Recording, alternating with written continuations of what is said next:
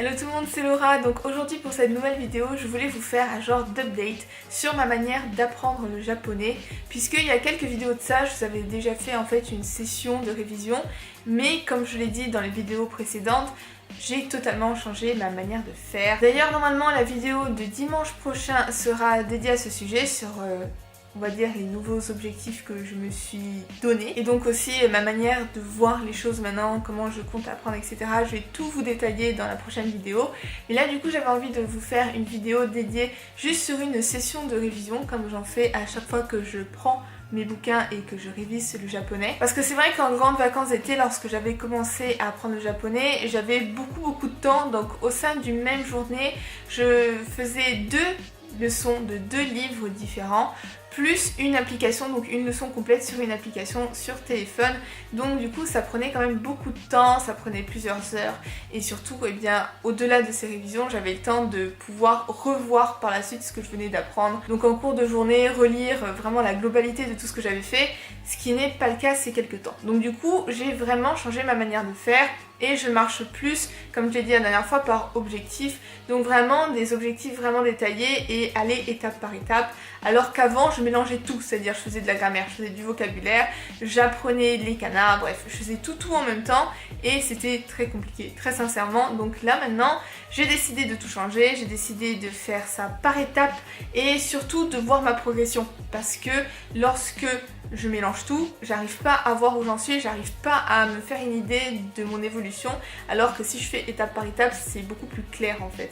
Donc du coup voilà, j'ai changé ma manière de faire et je voulais simplement vous montrer une session de révision lorsque je travaille en fait, tout simplement. Donc du coup, ce que je fais désormais lorsque je commence à travailler, c'est que je commence par revoir ce que j'ai déjà fait. Donc là actuellement je suis dans l'apprentissage des kanas basiques, donc des hiragana et katakana, et j'ai décidé de commencer par les hiragana parce que j'ai décidé de suivre le livre que j'ai qui est Japanese from Zero. Alors ça c'est l'édition Kana from Zero je crois. Donc en fait c'est un livre qui permet d'apprendre colonne par colonne tous les hiragana, katakana et certains kanji de base. Donc du coup j'ai décidé de pas me prendre la tête et simplement suivre le cours du livre, faire au fur et à mesure de ce qui se dit. Et donc tout simplement j'apprends les hiragana en premier et colonne par colonne.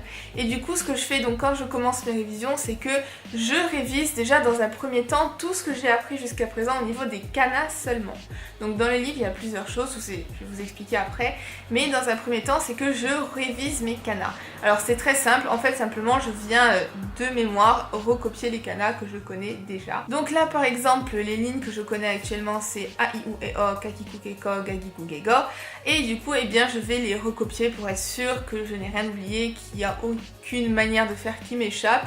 Et une fois tout ça terminé, j'attaque les nouveaux kanas. Donc pour ça ce que je fais c'est que je commence ma leçon, je regarde le tableau avec la colonne des kanas que je dois apprendre et je commence à les recopier. Donc ce que je fais c'est que grâce au livre je peux les recopier quelques fois, mais je vais aussi les recopier sur papier, sur un cahier que j'ai moi-même en fait, que j'utilise à côté.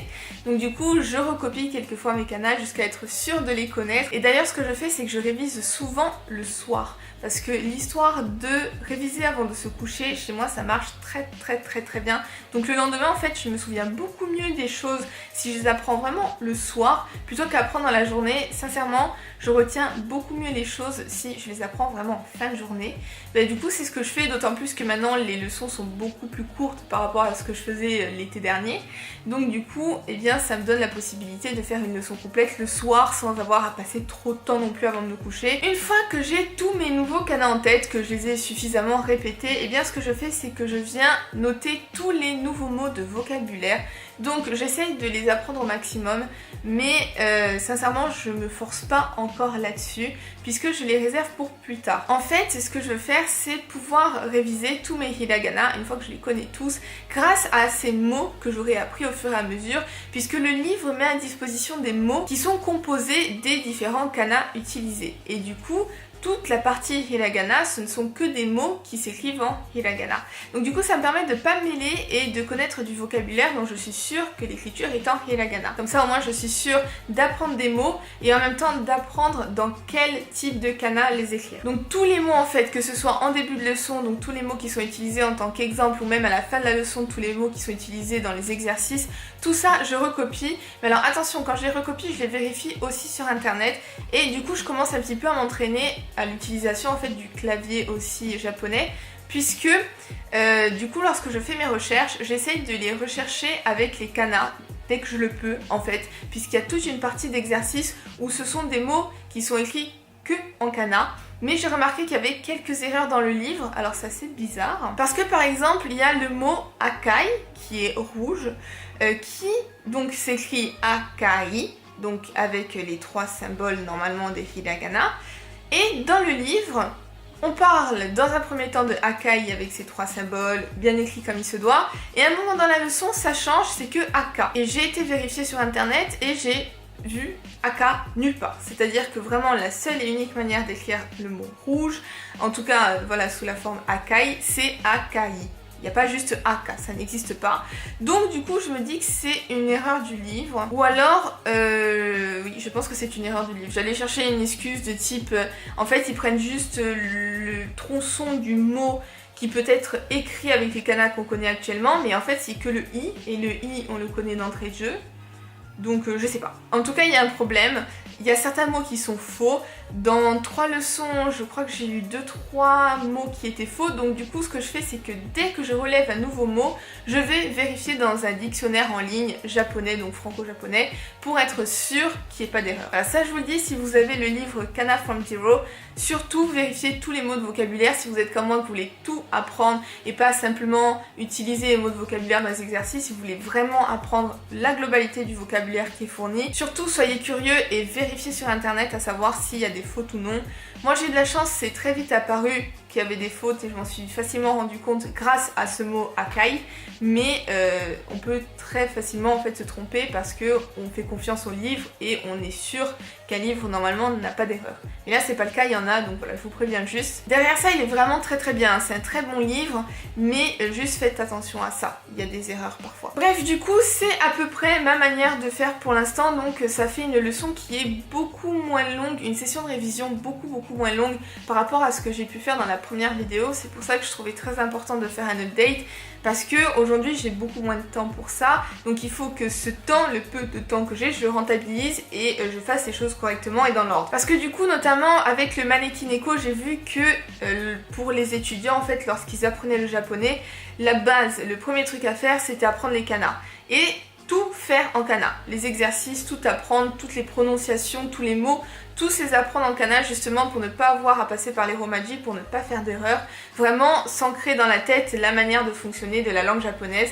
Et du coup c'est pour ça que je vais faire exactement la même chose, mais profiter de tous les mots que me donne ce livre, Kana from Zero, mais vraiment les exploiter et bien les connaître une fois que j'aurai en tête tous les hiragana et tous les katakana. Du coup voilà, c'est à peu près tout pour cette vidéo. Finalement elle n'est pas si longue que ça, mais voilà, j'avais vraiment envie de vous montrer ma nouvelle manière de faire. Elle n'est pas compliquée en soi, mais c'est vrai que ce livre est très pratique pour apprendre les kana, parce que du coup il permet de les apprendre sans juste bourrer le crâne en fait. Donc il y a bien entendu du genre de bourrage de crâne avec de la répétition, parce qu'à un moment donné si on veut que ça rentre on est bien obligé de répéter, mais c'est entrecoupé d'exercices assez ludiques, donc du coup ça fait pas quelque chose de trop calvaire quoi à apprendre, c'est pas trop difficile à apprendre, parce que voilà, c'est pas que des lignes et des lignes que je recopie non-stop, je fais pas du tout ce type de bourrage de crâne là, je fais ça progressivement en fait. Et du coup, ben voilà, c'est entrecoupé de petits exercices, de nouveaux vocabulaires que je note, etc. Donc c'est beaucoup moins en fait dur et embêtant à apprendre quoi. Bref, du coup, je vous laisse ici. J'espère sincèrement que cette vidéo vous aura plu et je vous retrouve donc dimanche prochain pour une nouvelle vidéo. Bye!